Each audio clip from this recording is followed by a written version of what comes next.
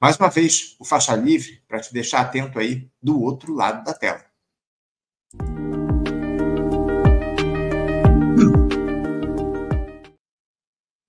Bom, gente, como eu disse ainda há pouco, eu vou saudar, já que nos aguardando o ex-senador e ex-governador lá do Paraná, Roberto Requião. Senador Requião, bom dia. Bom dia. Prazer bater um papo com você sempre. Prazer é sempre nosso, governador, recebê-lo aqui no nosso programa. Muito obrigado por ter aceitado o nosso convite mais uma vez, porque a gente quer dialogar a respeito desse cenário da política nacional com você, Requião. Depois aí de pouco mais de um ano de aparente calmaria passado o 8 de janeiro, parece que a situação tende a novamente se tensionar. Aquele ato dos apoiadores do presidente Jair Bolsonaro no último domingo, lá na capital paulista, que reuniu quase 200 mil pessoas, mostrou a capacidade de mobilização dessa turma ainda muito forte e acendeu o sinal de alerta, especialmente em ano de eleições municipais. Mas antes da gente analisar, o Requião, as consequências, os recados que a extrema-direita deu com esse ato na Avenida Paulista, eu queria ouvir uma análise sua para essa iniciativa que o ex-capitão utilizou aí para tentar denunciar uma suposta perseguição da justiça. Você vê o Bolsonaro tendo obtido sucesso nesse seu intento, Requião? Anderson, em primeiro lugar, é verdade que o ato do Bolsonaro não foi insignificante. Cerca de 200 mil pessoas. Mas não teve também essa grandeza. A grande São Paulo, Anderson, tem 2 milhões e 200 mil habitantes. E o ato não foi mobilizado apenas na grande São Paulo. Ônibus vieram do estado inteiro de São Paulo e de outros estados também. Então, se tem 200 mil pessoas, ele tem menos de 1% da população da grande São Paulo. Eu acho que foi significativo, mas eu vejo esse ato como uma espécie de visita da saúde sobre a direita moribunda no Brasil, o bolsonarismo moribundo. Agora, depois do ato, o Supremo Tribunal vai julgar o Bolsonaro e vai acabar esse bolsonarismo. Agora, não acaba esta visão de direita. Não foi o Bolsonaro que mobilizou essa gente, Anderson. Foi a mídia anterior e a mídia atual. A Rede Globo é responsável pelas 200 mil pessoas, na desmoralização de todos os políticos, no jogo a favor do liberalismo econômico, da globalização. A mesma mídia que critica o Lula quando ele toma uma atitude bonita, como, por exemplo, a condenação do genocídio de Gaza, mas festeja quando o setor econômico toma medidas a favor da liberação econômica e da globalização. Eu tive uma conversa outro dia no Instituto da Brasilidade do Rio de Janeiro com o José Dirceu. E nós chegamos à conclusão que o nosso governo hoje, à frente da esperança, veja, não estou falando do Lula, a frente da esperança é de centro-direita. Nós estamos consolidando o liberalismo econômico no Brasil. Dizem que acabaram com a parceria internacional de preços da Petrobras, uma propaganda brutal. Não é verdade. A Petrobras hoje tem 67,5% de acionistas privados. E a União tem 34, 33 e pouco de participação. Então, nós estamos com a mesma política do Bolsonaro. O plano colocado para os próximos anos é quase que exatamente idêntico ao plano do Bolsonaro. Há grandes lucros da Petrobras. Imagina, lucros em cima do preço absurdo cobrado do consumidor e da economia brasileira. Não tem nenhum sentido isso. Talvez, Anderson, o sentido do grupo econômico do governo seja tentar viabilizar o equilíbrio de receita e despesa, forçando preços rigorosamente absurdos. O projeto de industrialização, você fala em industrialização do Brasil, você fica otimista, Mas o Lula não sabia do projeto e o Haddad também não sabia. Que falta de conexão interna do nosso governo é revelada dessa forma. Agora, como é que você vai pensar em industrialização com o tripé econômico? Meta de inflação, dólar flutuante, superávit primário. Isso inviabiliza qualquer industrialização. Daí vem o pessoal da Fazenda e diz: não, nós não queremos investimento público, nós queremos investimentos privados. É uma verdadeira loucura. E o governo da Frente Ampla parece que não respeita muito a opinião do Lula, que é colocada com acerto e veemência muitas vezes. Porque aqui no Paraná, o governo federal apoiou a venda da nossa companhia de energia elétrica, que, sem sombra de dúvida, era a melhor do Brasil.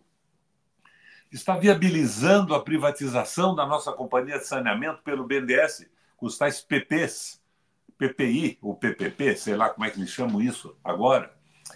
Fez um pedágio que o Bolsonaro não conseguiu fazer. E a primeira fase do pedágio entrega as nossas rodovias para uma empresa das Ilhas Caimã, do paraíso fiscal, e está apoiando a venda do Porto de Paranaguá. É tudo que se transformava em argumentos nossos contrários na eleição do Lula. Então, nós estamos vendo que a tal Frente da Esperança, dessa forma, pelo menos em relação a mim, se transforma numa espécie de Frente da Desesperança. O discurso do Lula é muito bom, mas a prática do governo não é exatamente o discurso do Lula, não tem muita conexão com isso. E o Lula pode conquistar o Brasil de volta. Essa manifestação do bolsonarismo foi bonita. Não vamos diminuir isso. Ela não teve a significação que eles imaginavam que poderia ter, mas ela foi significativa. 200 mil pessoas não é pouca gente num comício. Sabemos disso, né? Até pela história dos comícios no Brasil. Mas o Lula pode reconquistar o espaço de uma forma extremamente fácil. Quando o Lula falou que Israel, sobre Gaza, cometia um genocídio, ele sacudiu a opinião pública do Brasil. Eu acho que 80% a 90% da população hoje pensam como Lula. E isso não é antissemitismo. Antissemitismo é uma barbaridade que nós não podemos tolerar em hipótese alguma.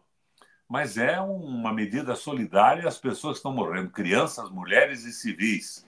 A impressão que eu tenho é que o Netanyahu está agindo sob os princípios do Velho Testamento. Você já leu o Velho Testamento antes? Violência contra os adversários, a necessidade da liquidação das mulheres e das crianças, aquela bobagem toda que foi revista no Novo Testamento, com a evolução dos princípios religiosos no mundo. Mas eles estão com aquela visão de liquidar, estão destruindo universidades, hospitais, eles estão inviabilizando aquele trecho de Gaza que é palestino, porque o resto eles já ocuparam contra os princípios próprios da instalação de Israel. Agora, se o Lula tem essa força, se ele resolvesse colocar um projeto de Brasil, uma proposta que não fosse radical do ponto de vista das mudanças que você sonha, que eu sonho talvez, mas que abrissem a perspectiva de que o povo passasse a ser o objeto principal do governo, não contemplado apenas com pichulecos dourados, política compensatória, mas que mexesse na estrutura. A Petrobras tem que ser do Brasil, mas a Petrobras qual dela? Com 67,6% de sócios privados? Não, petróleo tem que ser do Brasil. Porque o lucro da Petrobras pode alavancar a retomada do crescimento industrial do país. Lá atrás, 80% dos investimentos nacionais eram feitos pela Petrobras. Sim. Agora isso parou. Banco Central continua mandando. Capital financeiro dominando o discurso econômico e as ações do governo. Então, falta uma proposta. Nós estamos órfãos de uma proposta nacional de crescimento. Moderada, viável, e só quem pode fazer isso é o Lula. Não é você, Anderson, não pode fazer, nem eu, nesse momento agora. Não tenha dúvida. Eu tenho algumas concordâncias e outras discordâncias com você, Ricardo. Eu tenho pleno Tu acordo não quando pode estar você certo. diz que eu tenho pleno acordo, por exemplo, quando você diz aí que o Lula ele adota um discurso e uma prática muito distintos, acima de tudo, especialmente quando ele vai em eventos internacionais. Ele tem determinadas falas aí que não repercutem internamente no que diz respeito à prática. Agora, por outro lado, eu discordo quando você fala a respeito, por exemplo, do fato da Rede Globo ter convocado o ato, ou ter exaltado o ato do bolsonarismo. Durante o dia, durante o próprio ato, eu fui buscar informações lá nos veículos do Grupo Globo, tanto na internet como na TV. Sinceramente, eles esconderam por completo durante a realização do ato, só no final do dia que eles foram falar um pouco a respeito. Você acha que a Globo ou a grande imprensa, acima de tudo, teve um papel aí na mobilização dos bolsonaristas no último domingo? Anderson, parece que você não entendeu o que eu disse. Eu disse que a Rede Globo formatou esse tipo de visão de parte da população no passado, com os elogios da Lava Jato, com a desmoralização total da política, com a defesa do liberalismo econômico. É claro que, nesse momento, eles ficaram calados, eu concordo com você, mas eles modelaram a consciência popular de uma parte da população brasileira. É essa a minha visão. A Rede Globo agora elogia o governo quando ele consolida o liberalismo do Guedes, que vem de trás. Não foi nesse momento. E nós temos hoje um congresso que dizem é o Congresso do Centrão. Eu não vejo bem assim. Acho que falta uma proposta do governo. O Exército não aceita. O Exército brasileiro é igual a você e a mim na sua base. Não são esses generais alienados. O oficial tem um cunhado, um parente, um primo que está vivendo o desastre da economia brasileira. As empresas fecham a cada momento e a propaganda fica em cima do que eu chamo do pichuleco dourado. É a política compensatória, que é necessária e nós temos que apoiar num momento de desespero da população, mas ela não é transformadora, ela não aposta no desenvolvimento do Brasil.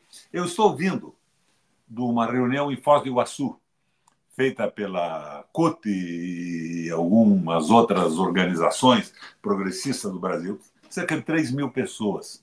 O Mujica esteve lá, e o Mujica dizia como é que é possível, por exemplo, que sendo a América do Sul possuidora de 7 a 8% da população do mundo, a Covid tenha matado na América do Sul 70 a 80% das mortes do planeta Terra. Tem cabimento isso? Nós não temos acesso à tecnologia dos medicamentos, das vacinas e tudo mais. Nós temos, em vez de termos um trânsito livre na América do Sul, passaportes, impedimento de entrada e saída, e ele dizia, nós precisamos conseguir uma unidade da América do Sul e recuperar o espaço da tecnologia, da ciência, da tecnologia e jogarmos juntos. Nós estamos vendo o Brasil se afundar no liberalismo econômico. A nossa política consolida a política do Guedes. Consolida. O tal arcabouço, o que é? É a repetição dessa coisa toda.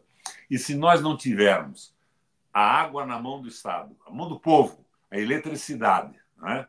Através da Eletrobras, o Banco Central, nós não vamos a lugar algum. E se não mexermos no tal tripé, essa loucura de dólar flutuante, se rememora o que aconteceu com as empresas aéreas. Eles privatizaram uma boa parte disso, né? Já eram privadas algumas, outras eram empresas estatais do Rio Grande do Sul, de São Paulo. Um grupo privado assumiu, comprou aviões no mundo inteiro, com o dólar lá embaixo. No dia seguinte, o dólar que eles negociaram a 1,80 estava a 5,6, quebraram todos. Então, nós não podemos ter uma economia viva com dólar flutuante. Não é eu, inclusive, vou fazer essa discussão, Requião, daqui a pouquinho, com o Davi De Castro, economista, que vai conversar aqui com a gente, porque o Fernando Haddad parece que ele quer apresentar aí um novo instrumento para o controle cambial aqui no nosso país. Daqui a pouquinho a gente vai falar a respeito disso no nosso programa. Eu, mais uma vez, tenho algumas discordâncias com você, Requião, porque quando você fala que a Globo, de fato, teve um papel importante nesse processo de articulação do bolsonarismo no país nesses últimos anos, por outro lado, eu discordo da ideia de que isso seja o fator fundamental. Eu acho que, acima de tudo, Requião, nós temos uma esquerda que está imobilizada já há bastante tempo no nosso país. E a partir disso, Requião, eu queria te questionar o seguinte: eu sei aqui anteriormente que o ato do último domingo ele se conformou, ou teria se conformado com uma volta da extrema-direita às ruas após 13 meses, como, digamos assim, um novo capítulo na história do nosso país. Você teme, Requião, que os bolsonaristas passem a protagonizar o cenário da política nacional, acuando o presidente Lula e dando uma guinada ainda maior à direita nessa gestão? Você acredita nessa possibilidade? E outra, você vê a capacidade da nossa esquerda reagir caso isso se dê? Não, eu concordo de certa forma, com o Safatli. Nós não temos mais uma proposta de esquerda, e quem poderia colocar essa proposta de transformação seria o presidente Lula. E eu insisto, a Globo não foi fundamental agora, ela foi fundamental na formação da consciência popular contra o Estado, contra os políticos, e a favor da privatização de tudo, a crítica da Petrobras, a crítica de todas as empresas públicas.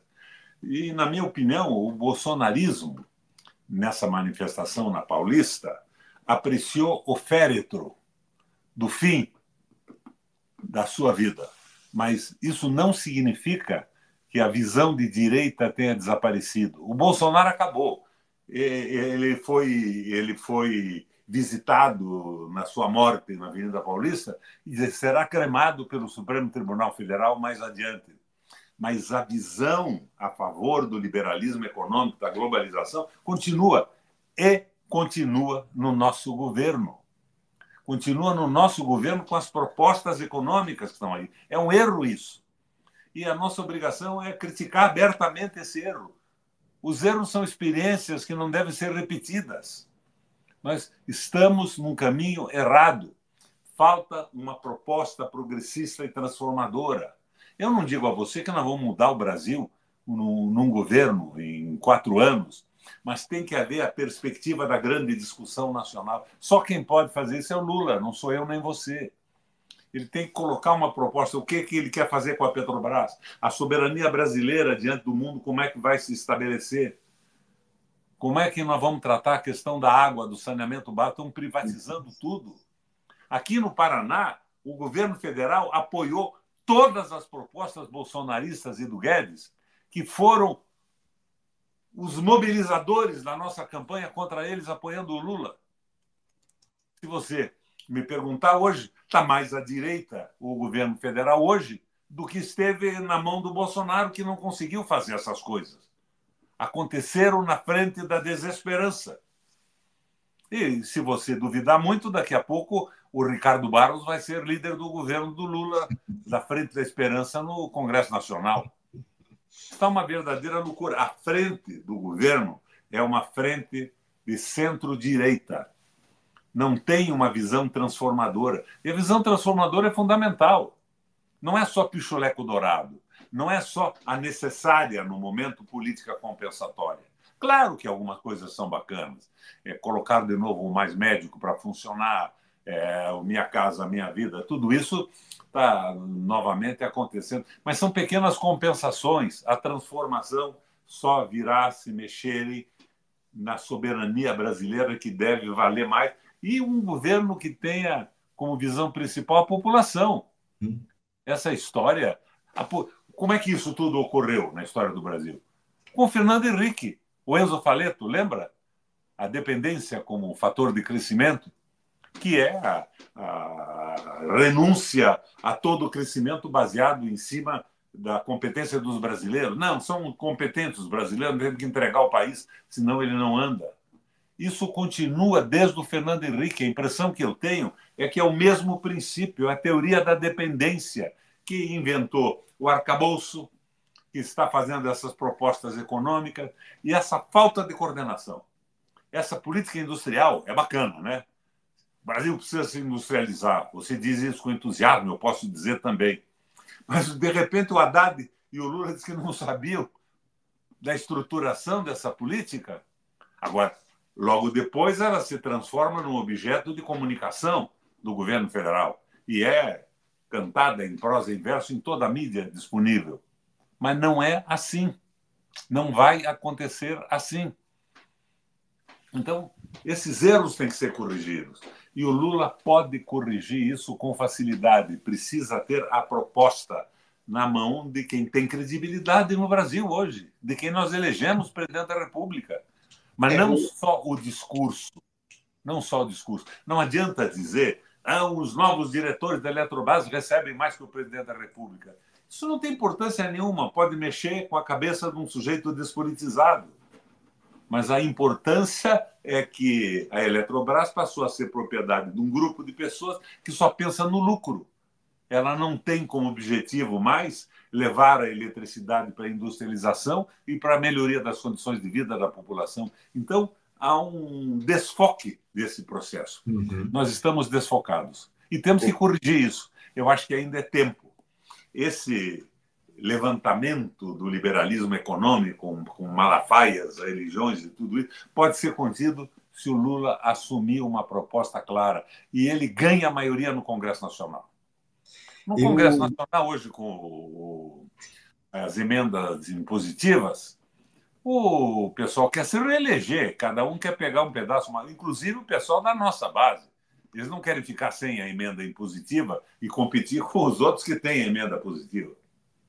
Agora, uma proposta. Nós não temos proposta alguma.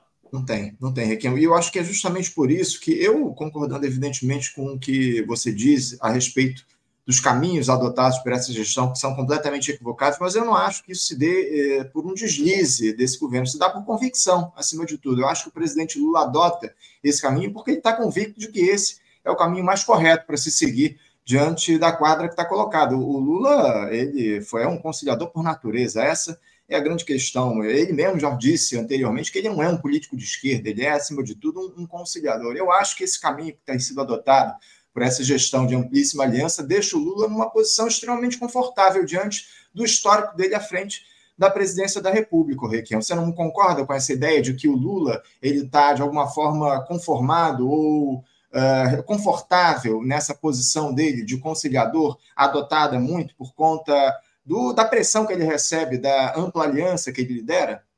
Eu sou amigo do Lula. Eu gosto muito dele.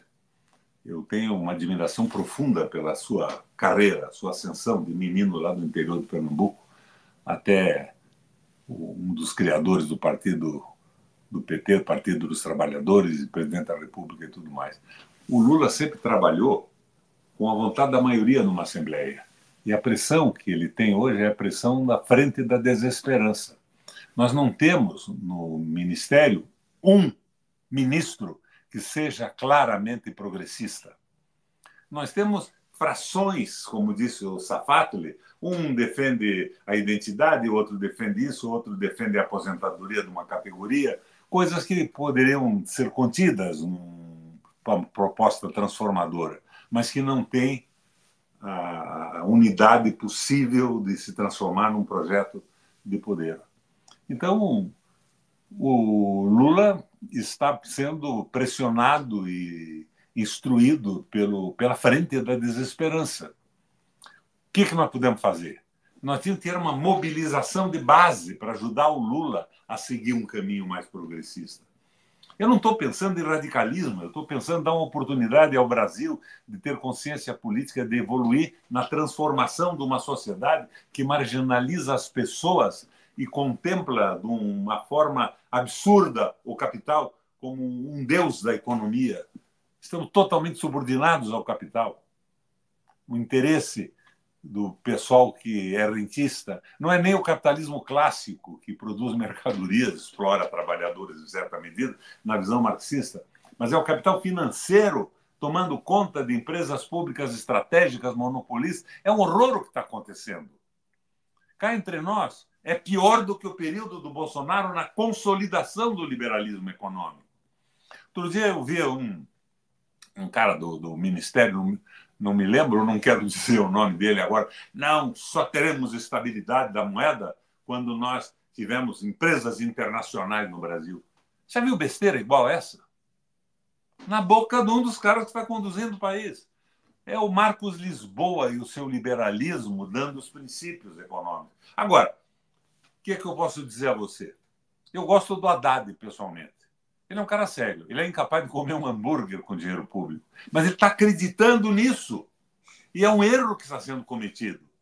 Esse erro tem que ser corrigido. Agora, o Lula, como você disse, trabalha com a opinião da sua Assembleia majoritária. Ele, democraticamente, ele joga dessa maneira. Não está havendo o contraponto da esquerda brasileira, dos progressistas brasileiros. Está todo mundo puxando o saco do governo. Eu comparo o governo àquela madre superiora de uma escola de meninas que dizia para as suas alunas: minhas filhas, se a curra for inevitável, relaxem e aproveitem. O que está acontecendo com a esquerda no governo, os progressistas no governo? Olha, isso vai ser assim mesmo, é esse liberalismo econômico, vocês aproveitem. E eles aproveitam como? Com cargos públicos. Está todo mundo se colocando num carguinho aqui, num carguinho ali, e ninguém mais faz a crítica do governo. Nós estamos com o PT desmobilizado. A Gleisi protesta aqui e ali, mas o PT, como instrumento partidário, não abre a boca. Aqui no Paraná, estão vendendo a Copel, ninguém abre a boca. Estão vendendo a Sanepar, ninguém abre a boca. Estão entregando o Paranaguá, ninguém abre a boca. E ficam com pequenas miudezas e distribuição de cargos. Não é possível que seja assim. Um outro detalhe, você assistiu o meu debate com o Zé Dirceu. Ele estava com aquela conversa que o governo tem que ser apoiado, a economia. Eu apertei um pouco e ele acabou concordando comigo, dizendo que nós estamos completamente pela direita, centro-direita, com toda a clareza, e por falta, inclusive, de uma pressão da base.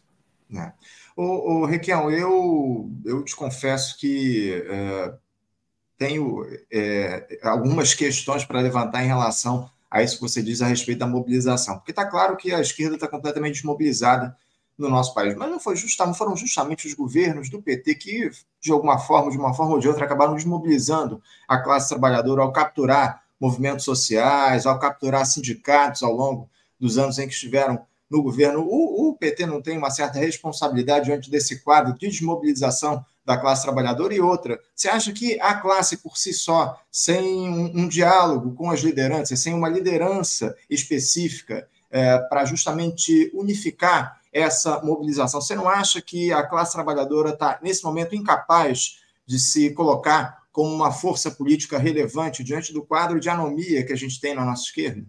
Ela está desmobilizada porque não há uma proposta de poder no Brasil. Não há um projeto de Brasil. Está desmobilizada. Por isto. Mas o MST faz parte do governo federal hoje. Não é? Então, nós estamos vendo que é o que eu digo, é o conselho da Madre Superiora. Minhas filhas, se a curva for inevitável, relaxem e aproveitem. Não é por aí. Tem que haver a crítica ao governo e o caminho da construção, da reconstrução de um projeto soberano. E atrás disso tudo, a meu ver, está o projeto da dependência do Fernando Henrique e do Enzo Faleto. O nosso governo continua com essa visão do dependentismo como instrumento do desenvolvimento, que é um erro brutal.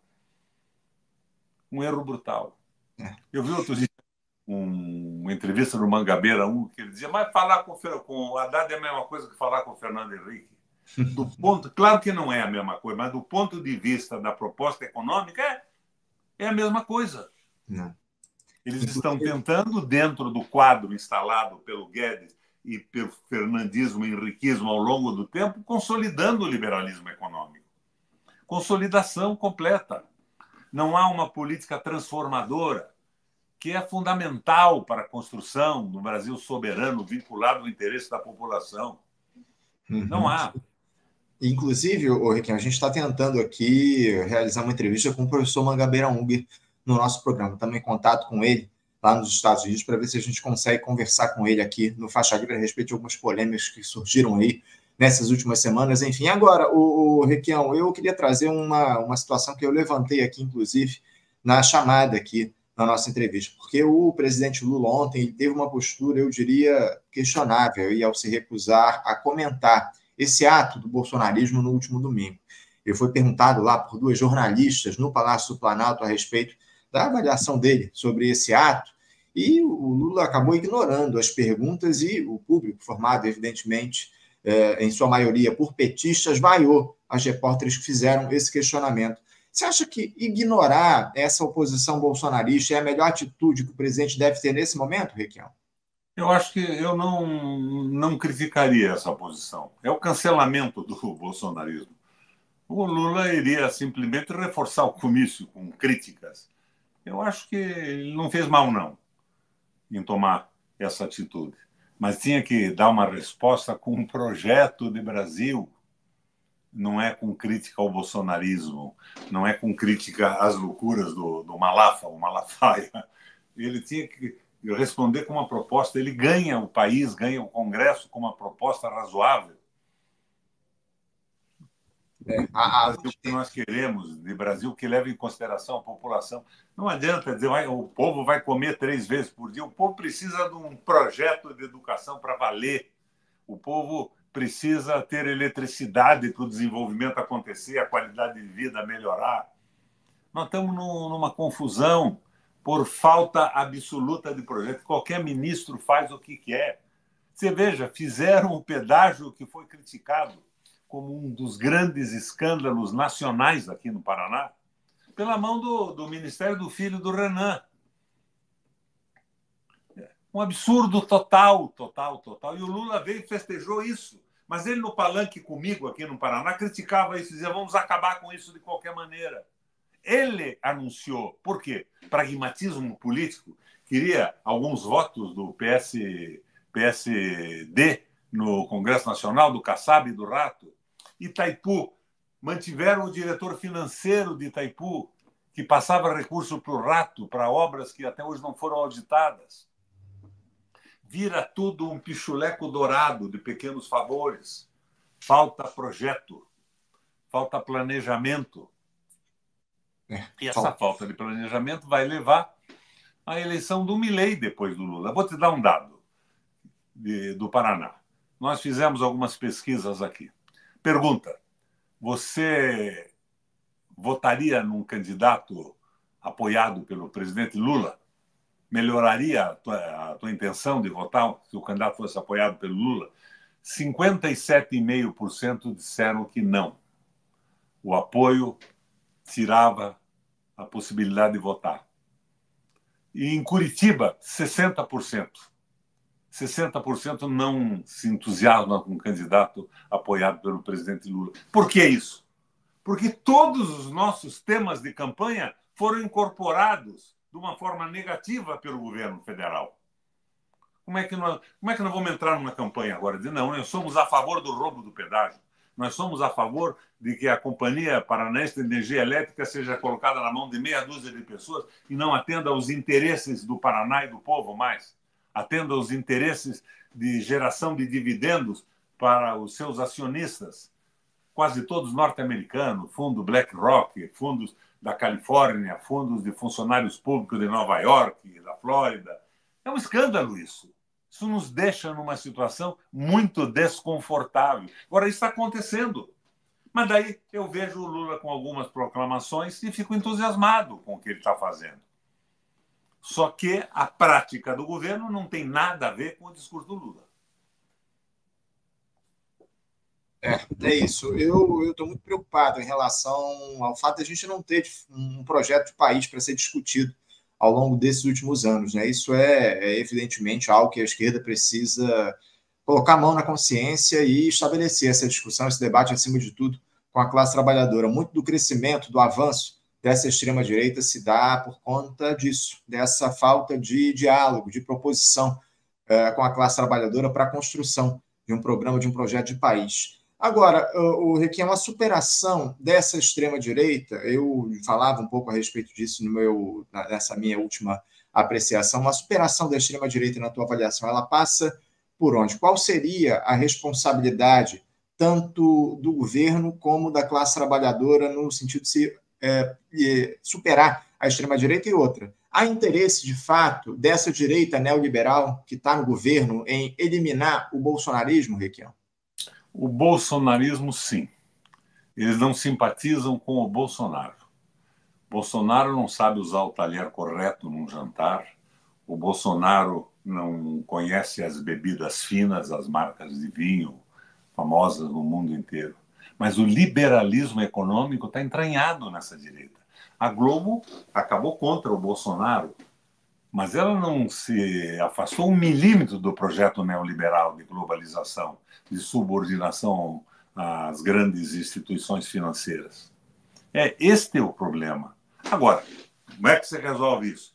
Projeto de governo. Mas esse projeto tinha que ser orquestrado pelo presidente da República nesse momento. Porque nós não temos nem mídia. Nós estamos batendo um papo aqui maravilhoso. Você deve ter uma audiência incrível. O Faixa Livre é um dos espaços mais importantes da discussão política brasileira, mas perto de uma Rede Globo e da grande mídia é nada. Não é? Mas nós estamos fazendo o que podemos. O que fazer? Estamos fazendo, estamos discutindo. Isso não significa que a gente tenha razão em tudo que diz. Nós podemos ter erros também. Mas que sejam apreciados os erros, colocadas propostas alternativas, mas que a discussão se estabeleça. Olha, eu fui governador 3 vezes do Paraná. Eu sei das dificuldades que tem um governador. Ele não é o presidente da República. Ele não tem acesso que o presidente tem a moedas, a financiamento, a emissão e tudo mais. Mas nós estamos liquidados. O governo federal hoje está mais à direita no Paraná do que o governo do Bolsonaro. Eu quero insistir de novo, o governo do Bolsonaro não conseguiu privatizar a Copel, não conseguiu privatizar a Companhia de Saneamento, não vendeu o Porto de Paranaguá e não fez uma licitação de pedágio que acabou entregue para um paraíso fiscal das Ilhas Caimã. O que tem que ver as Ilhas Caimã com o crescimento do estado do Paraná e a necessidade de estradas transitáveis? Nada, eles entram aqui para ganhar dinheiro. E foi considerado o sistema anterior um dos maiores escândalos do Brasil. Foi repetido por quem? Por mim, não, pelo Lula, que é o cara que eu admiro. Mas eu acho que nós estamos num descontrole das coisas com essa frente ampla que vai acabar tendo o Ricardo Barros como líder do governo. E frente ampla, Requião, que, ao que tudo indica, deve seguir aí ao longo desse ano de 2024 nas eleições municipais. Inclusive, a gente tem conversado a respeito disso, da necessidade de se desfazer essa frente amplíssima que foi construída para a eleição do presidente Lula lá em 2022. O momento é outro, acima de tudo, a gente precisa caminhar com as próprias pernas. Você não acha que o governo ou o Partido dos Trabalhadores deveria atuar no sentido de desmobilizar essa frente ampla em algum sentido para que a gente consiga levar à frente propostas efetivamente de esquerda no nosso país? Mas para isto, o governo federal do presidente Lula devia ter tomado medidas consentâneas com as propostas da campanha eleitoral, do discurso nosso e do próprio presidente da República. Senão, o que eles estão tentando fazer é ampliar a frente ampla e consolidar essa história da pacificação nacional. Aqui na minha cidade de Curitiba, o PT quer lançar como candidato a prefeito um cara que votou a cassação da Dilma, que votou a favor do fim das reservas indígenas, um quadro da direita, sem nenhuma proposta modificadora da crise que nós vivemos, sem nenhuma visão solidária com a população trabalhadora da periferia e tudo mais. Agora, a Marta Suplicy, Requião, foi indicada pelo PT como vice do Boulos lá em São Paulo, né? Ela também votou a favor do impeachment, votou pela reforma trabalhista, ou seja, é um caso semelhante, né? Não é bem semelhante. Me perdoa a observação. A Marta teve uma crise com a Dilma, pessoal. Ela não votou a favor do liberalismo econômico, ela votou contra a Dilma. Eles brigaram, ela se sentia excluída. E ela tem, antes disso, uma história de apoio ao Partido dos Trabalhadores. Mas aqui, no Paraná, a coisa é completamente diferente. Nós estamos consolidando a direita. Agora, o que o PT espera com isso? Manter alguns cargos na prefeitura, se esse cara ganhar? Mas vai ganhar como? com 60% de contrariedade da população curitibana. E eu não aceito isso de forma alguma. Eu fui prefeito da cidade, fui governador 3 vezes. Não aceito isso. Voltar atrás, nunca mais. Do ponto de vista do português, é um pleonasmo, mas nós não podemos recuar. Nós temos que avançar, moderadamente, mas avançar. Agora, se não tem por parte do governo uma proposta, como é que nós podemos recuperar a visão progressista do nosso partido? Eu sou petista hoje, entrei no PT para ajudar a derrota do Bolsonaro e a vitória do Lula. Como é que eu posso aceitar isso? Não dá, Depois de fica ser difícil, governador 3 vezes, senador 2 vezes, presidente do Parlamento Europeu Latino-Americano, do Parlasul, do Parlatino, como é que eu vou aceitar a rejeição de tudo que me fez entrar na política, porque acredito no país e na possibilidade de desenvolvimento e na capacidade do nosso povo de superar isso tudo? Como é que eu posso me enquadrar nesse projeto? É rigorosamente impossível. Então, o que fazer? O que nós estamos fazendo aqui. De certa forma que nós estamos fazendo. Agora, outra coisa. Você disse 2, 3 vezes que não concorda comigo com algumas coisas. Me permita discordar de você também. À vontade. Falou muito na classe trabalhadora e tudo mais. Mas a frente pode incorporar hoje os empresários brasileiros. Porque a frente hoje é contra o capital financeiro, que está tomando conta de tudo. Os empresários brasileiros podem entrar numa proposta também nesse momento, mas não tem proposta. Como é que um sujeito vai investir se uma letra do Tesouro lhe dá uma possibilidade de lucro sem compromisso, sem imposto, sem responsabilidade com o trabalho, maior do que um empreendimento? Eu fiz um projeto de regulamentação do Banco Central. Mandei para o Haddad e para alguns parlamentares. O Haddad me disse que estava encantado, que ele ia se debruçar sobre isso. Depois não tive mais contato com o Haddad. Entre outras coisas, eu dizia o seguinte: o Banco Central pode ser independente, como está. Não tenho problema com isso. Mas ele deve ter uma regulamentação do que ele pode e o que não pode fazer. Ele não pode fixar a Selic acima do lucro médio das empresas que se instalam no Brasil. Senão ninguém mais vai se instalar. E, quando não alcança a meta de inflação, ele deve ser destituído imediatamente, automaticamente, para o presidente nomear outro. É uma regulamentação desse processo. No meu site eu coloquei esse projeto. Esse projeto eu fiz com apoio de muitos economistas do Brasil e de alguns companheiros que trabalham no Banco Central. Agora, nenhuma repercussão. Banco Central. Quem é que propôs o Banco Central independente, Anderson? Vamos lá, puxe pela tua memória. Pois é. Quem é que foi? Requião, eu te confesso que eu tenho... Foi que propôs o Banco Central independente? Foi lá o Haddad. O Haddad. Foi. Na campanha presidencial, mudou o programa do PT. E no Congresso Nacional, quem propôs foi o Renan Calheiros. Sim. Eu estava como senador, Lindbergh Faria, Alice da Mata, um grupo de senadores, bloqueamos a sua aprovação. Mas nós saímos e o troço passou. Já não pela mão do Renan, mas igual. Requião, esse nosso papo vai longe aqui. Eu, infelizmente, estou com meu tempo mais do que esgotado, mas quero agradecer muito a tua participação e já deixar um convite para a gente voltar a dialogar ao longo dos próximos meses para falar sobre esse cenário da política nacional cada vez mais intricado. É sempre uma alegria te receber aqui no Faixa Livre, Requião. Muito obrigado pela tua participação. Meu abraço. Eu admiro muito o Faixa Livre e eu participo disso há décadas. E quero cumprimentar você pelo desempenho crítico. E é isso que nós temos que fazer, uma crítica construtiva. Porque, senão, nós teremos um milênio na presidência da República. É isso. Acima de tudo, a gente precisa fazer a crítica. Não podemos abrir mão da crítica, acima de tudo. Mais uma vez, Requião, muito obrigado pela tua presença. Um abraço para você. Até a próxima. Conversamos aqui com o Roberto Requião. Roberto Requião, que é ex-governador, ex-senador pelo estado do Paraná e um comentarista histórico nosso aqui do Faixa Livre, está sempre auxiliando, nos ajudando aqui a entender um pouco mais do cenário da política nacional no nosso programa. É sempre uma alegria receber o Requião aqui no Faixa Livre.